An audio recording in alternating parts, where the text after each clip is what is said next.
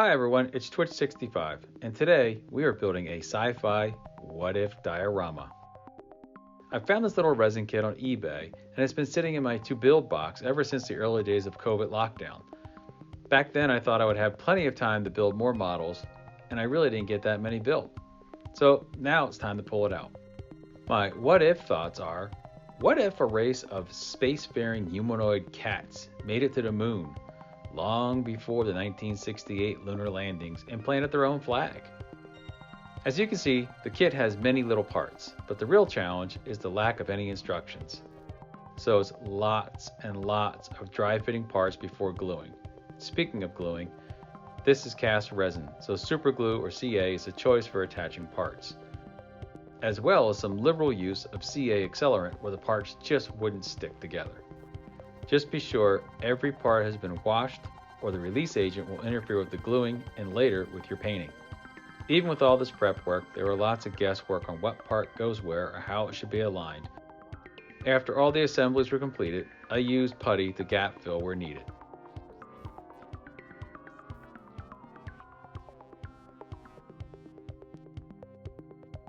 I first primed everything in light gray and then shot some off-white paint for the cat's belly. I used a combination of blue tack and liquid masking to not have to worry about overspray.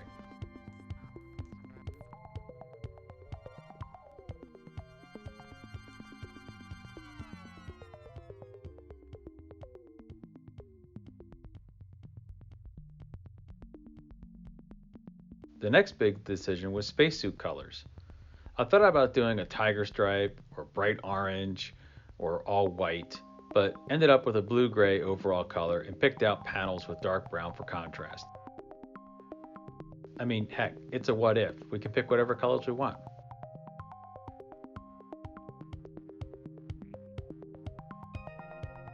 After all the brown paint was dry, I pulled the blue tack off to reveal the white underbelly of the cat suit.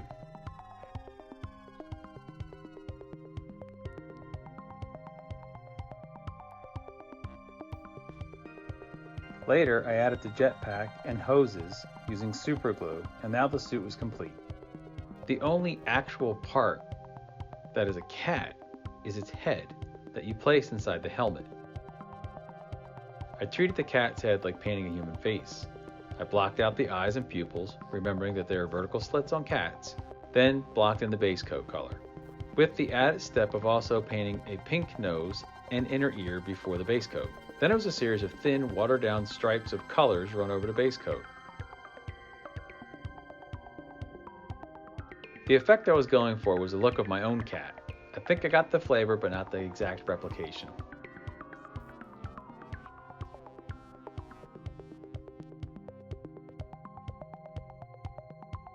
The hardest part was the helmet.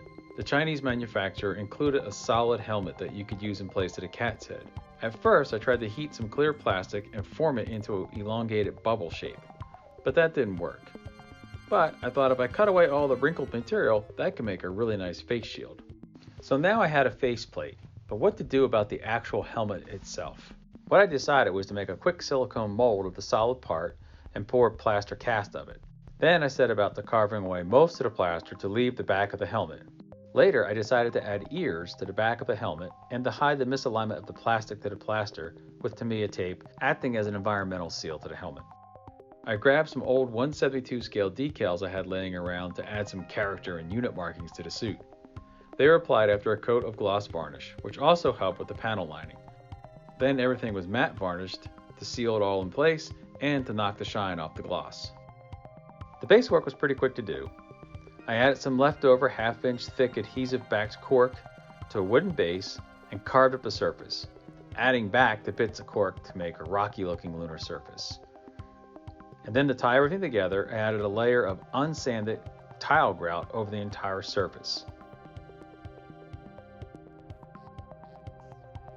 which then was given a black acrylic wash and finally a dry brush of light gray to give the lunar surface some depth.